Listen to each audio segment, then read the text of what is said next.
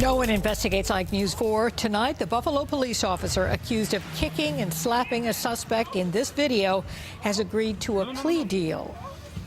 Good evening. Tonight, John Cirulli is out of a job and waiting to learn his punishment. Cirulli faced the judge in federal court today on misdemeanor charges. News 4's Ed Ranch is in the newsroom with the very latest. Ed? Don and Jackie, John Cirulli answered each of the judge's questions, telling the court he agreed to today's plea deal.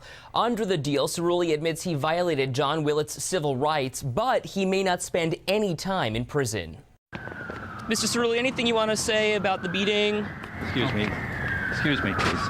Former Buffalo police officer John Cirulli had nothing to say walking into federal court, where he pleaded guilty to misdemeanor civil rights violations. Excuse me, please.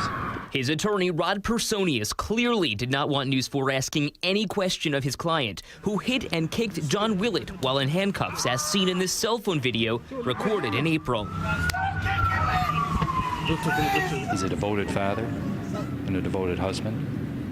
And but for a period of 1 hour on April 19th of this year, he was an excellent police officer. Cirulli was put on unpaid leave after the cell phone recording was put on YouTube.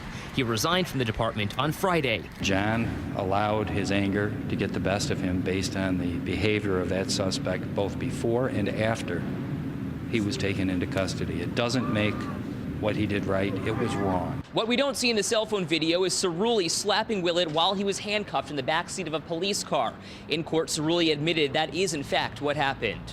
You cannot abuse a person once he's in custody and the threat is over. U.S. Attorney Bill Hochul said this case was prosecuted in potential record time, in part because of the all-important cell phone video. What is the likelihood that this man will spend any time in jail?